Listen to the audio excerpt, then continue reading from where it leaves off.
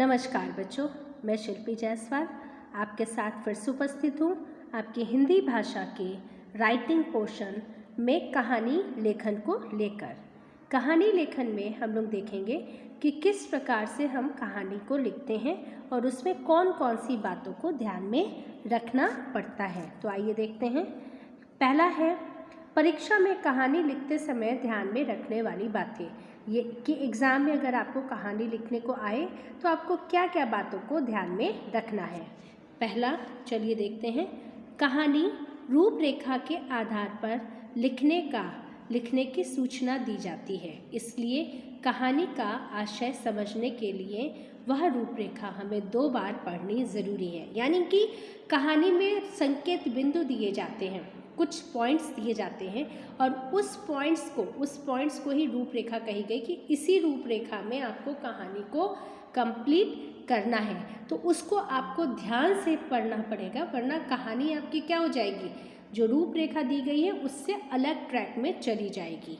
तो उसको कम से कम 2 बार पढ़ना बहुत ज़रूरी है। कहानी शुरू करने से पहले हमें शीर्षक लिखना होता है। अब कहानी में शीर्षक का क्या नाम मतलब होता है, उस कहानी का टाइटल, उसका नाम, उस कहानी को एक नाम दिया जाता है। जैसे हर एक कहानी का अपना नाम होता है ना। जैसे कि बाल दिवस के बारे में बहुत सारे पॉइंट्स दिए हों तो उसमें ऐसे मनाया जाता है बाल दिवस, टाइटल हम दे सकते हैं। बहुत सारे पॉइंट्स दिए हुए होते हैं, ढेर सारे। तो उन पॉइंट्स को पढ़ करके और उसके हिसाब से उसमें ये देखना होता है कि किस चीज़ को ज़्यादा हाईलाइट किया गया है, उसके आधार पर हम अपना शीर्षक डिसाइड करते हैं। कहानी का शीर्षक कहानी से संबंधित, संक्षिप्त तथा अर्थपूर्ण होना चाहिए, यानी उसका कुछ ना कुछ अर्थ होना ज़रूरी है। ठीक है, अब आगे देखते हैं। परीक्षा में कहानी लिखते समय ध्यान में रखने वाली ज़रूरी बात। पहली बात क्या है, कहानी में कम से कम 3 परिच्छेद की होनी चाहिए। कम से कम 3 परिच्छेद मतलब अनुच्छेद, 3 पैराग्राफ की कहानी होना ज़रूरी है। कहानी कम से कम 3 पैराग्राफ होना चाहिए। मतलब कहानी छोटी शॉर्ट फॉर्म में तो नहीं होता ना बच्चों। अगर आप एक छोटा सा पैराग्राफ में लिख दोगे तो वो कहानी नहीं होती। कहानी का मतलब कि बड़े विस्तार में थोड़ा सा होना चाहिए। ठीक है। अब कहानी में, परीक्षा में कहानी लिखते समय ध्यान रखने वाली ज़रूरी बात में एक और पॉइंट बहुत ज़रूरी है। कहानी के 3 भाग होने चाहिए। पहला प्रस्तावना, दूसरा कहानी का विस्तार, तीसरा कहानी का निष्कर्ष। अब प्रस्तावना में क्या लिखते हैं कि कहानी की हम शुरुआत, मतलब कि ऐसे कुछ शब्दों के माध्यम से, ऐसे कुछ जो है मुहावरे और दोहे और कुछ भी ऐसे लाइंस के माध्यम से कहानी को उसके मेन सार से जोड़ना। ठीक है, वो होता है प्रस्तावना। कहानी किस पर डिपेंड है, कहानी में क्या क्या चीज़ें हैं, वो छोटा सा प्रस्तावना में स्टार्टिंग में रखते हैं ताकि उसको ही पढ़ के पूरी कहानी की चीज़ें पता चल जाए।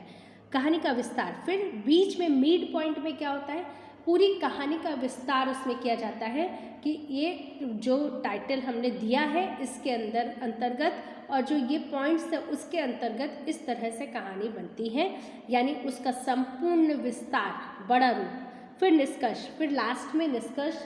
जैसे कि मैंने पहले कहा कि इसमें कम से कम 3 पैराग्राफ होना चाहिए। तो पहले पैराग्राफ में प्रस्तावना आ जाता है, दूसरे में कहानी का विस्तार आ जाता है और तीसरे में कहानी का निष्कर्ष। इस कहानी से क्या सीख मिलती है, ठीक है, ये आ जाएगा आपका तीसरे पैराग्राफ में। तो कहानी के 3 भाग होते हैं, ये तीनों भाग इम्पॉर्टेंट है कहानी में।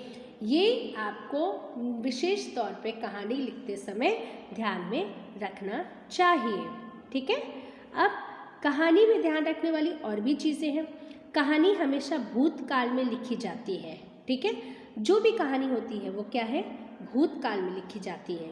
कहीं कहीं घटना अनुसार पात्रों में संवाद कभी कभी वर्तमान काल या भविष्य काल में लिखे जा सकते हैं। कहीं कहीं पर, हमेशा नहीं, कहीं कहीं पर घटना अनुसार पात्रों के संवाद कभी वर्तमान काल या भविष्य काल में लिखे जा सकते हैं। कहानी का पूरा लेखन रूपरेखा में जो क्रम दिया गया हो उसी क्रम के अनुसार होना चाहिए। यानी कि कहानी में जो पॉइंट्स दिए गए हैं वो पॉइंट्स 1 बाय 1 स्टेप पे होते हैं।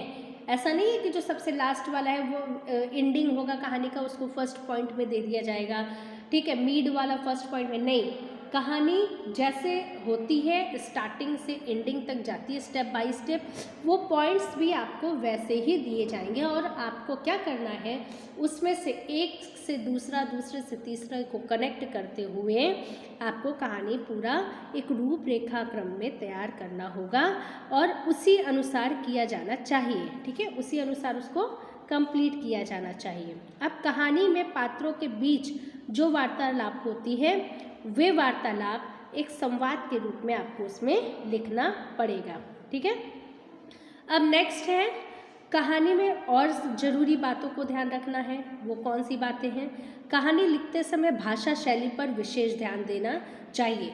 मोस्ट इम्पॉर्टेंट चीज़ कि जब आप कहानी को लिखते हो तो हमेशा अपनी भाषा को ध्यान में रखना चाहिए।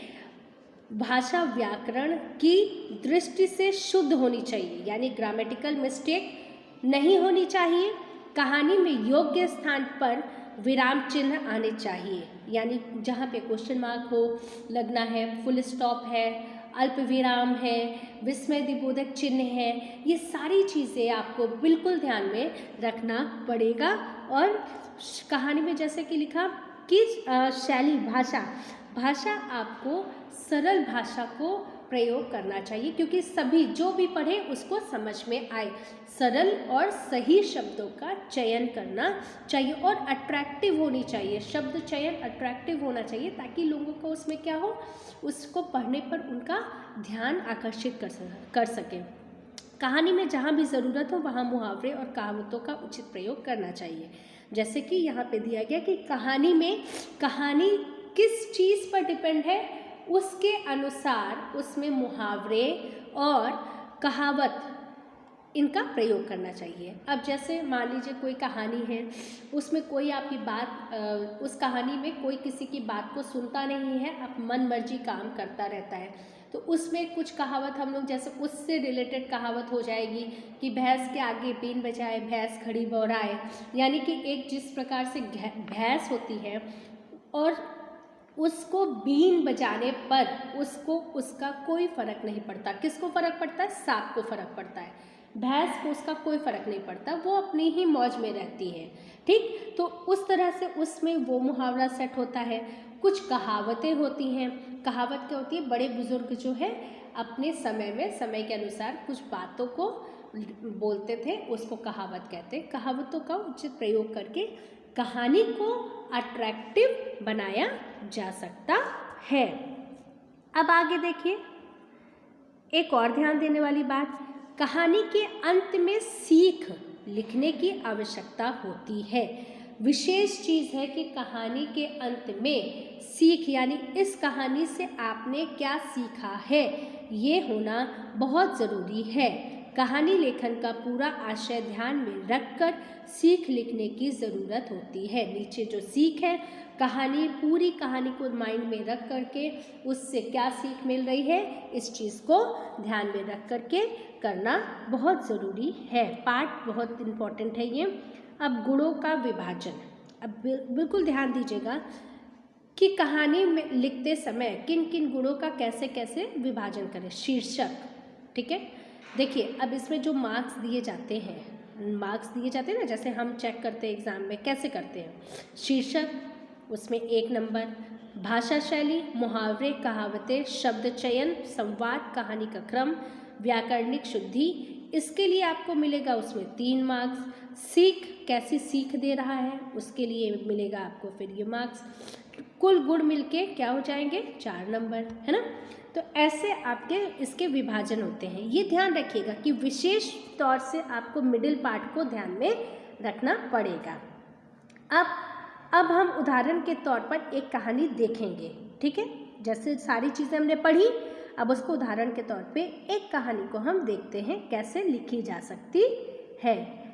अब हमें ऐसे पॉइंट्स मिलेंगे, ठीक है, ऐसे पॉइंट्स हमको मिल जाएंगे और उस पॉइंट को हम किस प्रकार से एक दूसरे में जोड़ेंगे। पहले ये पॉइंट देखें, एक राजा, महल में बगीचा, एक चिड़िया बगीचे के अंगूर खाना, माली परेशान, राजा से शिकायत करना, राजा का चिड़िया को पकड़ना, छूटने का प्रयास करना, चिड़िया ने राजा को 4 ज्ञान की बातें बताना। पहली, अपने शत्रु को कभी हाथ से मत जाने दो। दूसरी, शत्रु की बात का विश्वास मत करो। तीसरी, बीती बात पर पछतावा मत करो। चौथी बात बताने के लिए पकड़ ढीली करने की सोचना। ठीक है। फिर चिड़िया का उड़ जाना, पेड़ पर जाकर बैठना, राजा से कहना। फिर ज्ञान की बातें सिर्फ सुनने से कुछ नहीं होता, उस पर अमल भी करना चाहिए। लास्ट में सीख, जैसे कि ये। ठीक है। अब इसको कैसे पूरा करेंगे, आइए देखते हैं। ठीक है। उस पॉइंट को एक दूसरे से कैसे जोड़ेंगे। जोड़ के, एक समय की बात है, सोलापुर नामक राज्य में चंद्रधर नामक एक राजा रहता था। आप उस राजा को कोई नाम दे सकते हो, है ना, जैसे यहाँ नाम दिया।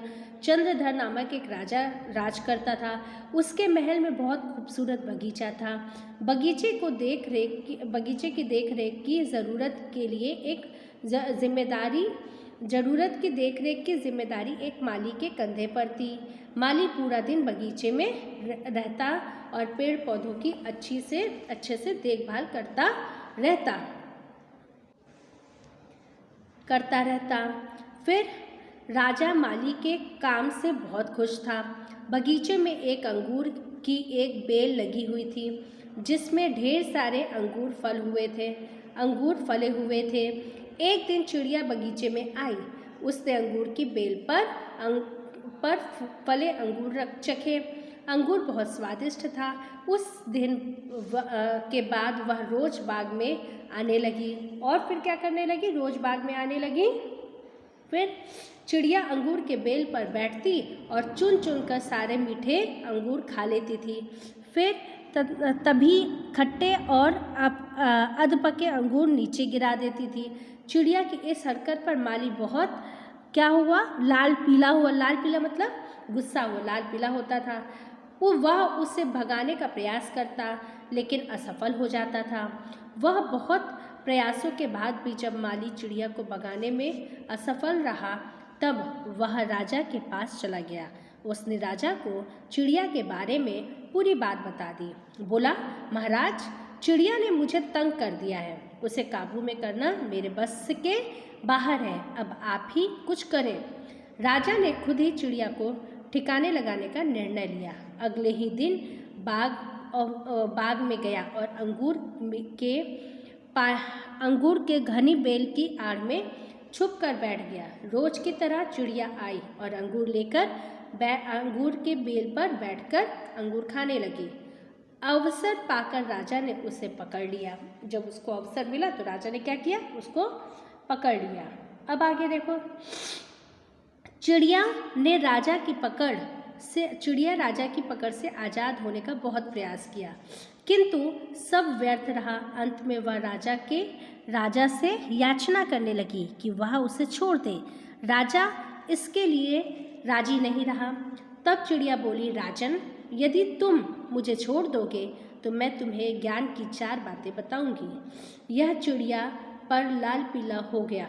राजा चिड़िया पर लाल पीला हो गया, गुस्सा हो गया, किंतु इसके बाद भी उसने उसकी बात मान ली और बोला, ठीक है, पहले तुम मुझे 4 बातें बताओ। उन्हें सुनने के बाद ही तय करूँगा कि तुम्हें छोड़ना ठीक रहेगा या नहीं। यह सुनकर चिड़िया ने कहा, ठीक है राजन, तो सुनो। पहली बात यह है कि कभी कभी हाथ आए शत्रु को जाने नहीं देना चाहिए। कभी भी हाथ आए शत्रु को जाने देना नहीं चाहिए। ठीक है, अब दूसरी बात बताओ, राजन ने कहा। चिड़िया बोली, दूसरी बात यह है, कभी भी अपने शत्रु की बात पर यकीन करना नहीं चाहिए। तीसरी बात यह है कि बीती बात पर पछतावा नहीं करना चाहिए। ऐसे चिड़िया ने बोला। अच्छा, अब चौथी बात भी बताओ, राजन ने चिड़िया से कहा। चिड़िया बोली, राजन, चौथी बात यह बड़ी गहरी है।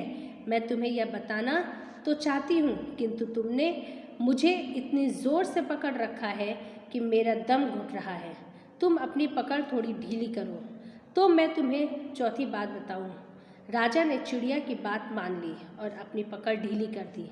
पकड़ ढीली होने पर चिड़िया राजा के हाथ से छूट गई और उड़कर पेड़ की ऊंची डाल पर बैठ गई। राजा ने उसे हैरान होकर देखता रहा। राजा उसे हैरान होकर देखता रहा। पेड़ की ऊंची डाल पर बैठी चिड़िया बोली, राजन, चौथी बात यह है कि ज्ञान की बात सुनने भर से कुछ नहीं होता, उस पर अमल भी करना पड़ता है। अभी कुछ देर पहले मैंने तुम्हें ज्ञान की 3 बातें बताई थी, जिन्हें सुनकर भी आपने उन्हें अनसुना कर दिया। पहली बात, मैंने आपसे यह कहा था कि हाथ में आए शत्रु को कभी मत छोड़ो, लेकिन आपने हाथ में आए शत्रु अर्थात मुझे छोड़ दिया। दूसरी बात यह थी कि शत्रु की बात पर विश्वास नहीं करना चाहिए, लेकिन जब मैंने कहा तो आपने विश्वास किया, लेकिन जब मैंने कहा तो चौथी बात बड़ी गहरी है तो आप मेरी बात में आ गए। तीसरी बात मैंने आपको बताई थी कि बात पर पछतावा ना करें और दिखाएं। मेरे आपके चंगुल से छूटने पर आप पछता रहे हो। राजन, अब पछताए होते क्या जब चिड़िया चुग गई खेत। इतना कहकर चिड़िया वहाँ से उड़ गई और राजन हाथ मलता रह गया। तो इस प्रकार से ये आपकी कहानी कंप्लीट हुई। लेकिन जब मैंने कहा था कि चौथी बात बड़ी गहरी है तो आप मेरी बातों में आ गए। तीसरी बात मैंने आपको बताई थी कि बीती बात पर पछतावा ना करें, ठीक है, पर मेरे ये आपने चंगुल से आपने ढीला कर दिया और मैं भाग गई। यहाँ पे सीख क्या थी कि मात्र ज्ञान अर्जित करने से कोई ज्ञान नहीं होता। ज्ञानी वही होता है जो अर्जित ज्ञान को अमल करे। ठीक, तो इस प्रकार से ये आपकी कहानी कंप्लीट होती है। और अब एक उदाहरण आपको होमवर्क के तौर पे मैं यहाँ पे आपको ये कुछ पॉइंट्स दे रही हूँ। अब इससे आप अपनी प्रैक्टिस करके सीखिए कि कहानी को किस प्रकार से लिखते हैं। धन्यवाद बच्चों।